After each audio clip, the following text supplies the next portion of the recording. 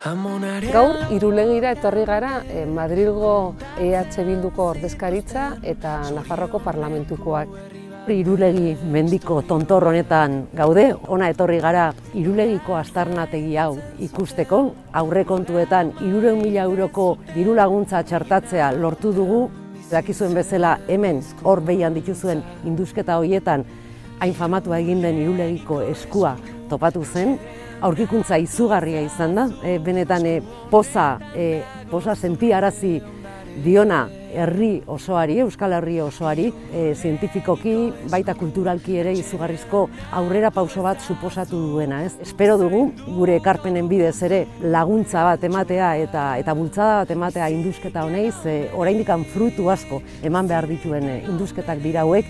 Arantzadiren eskutik etorri gara, beraiek egindako lanari esker lortu da aurkikuntza hau, benetan historikoa dena.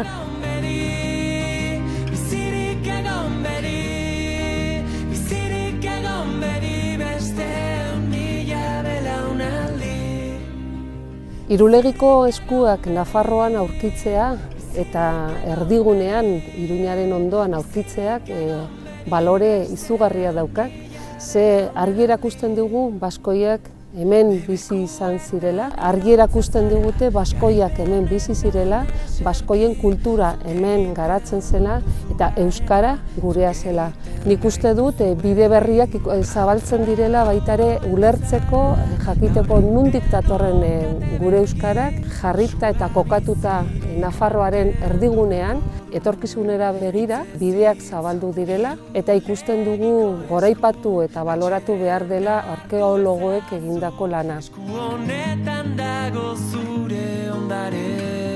Gaur privilegio handi bat izan dugu, Arantzadi Zientzia elkartearen eskutik etorri gara eta oso azalpen interesgarria eman digute Irulegiko eskuari buruz.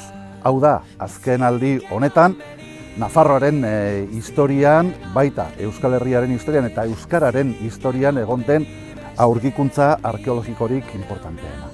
Baina ez bakarrikan Arantzadiri esker, baizik eta inplikatu diren hainbat jende, hainbat eragile, hainbat norbanako guzti horiei esker lortu da hemen, lortu dena eta baita ere Arangureneko bailararen alkatetzari eta udaletxeari esker.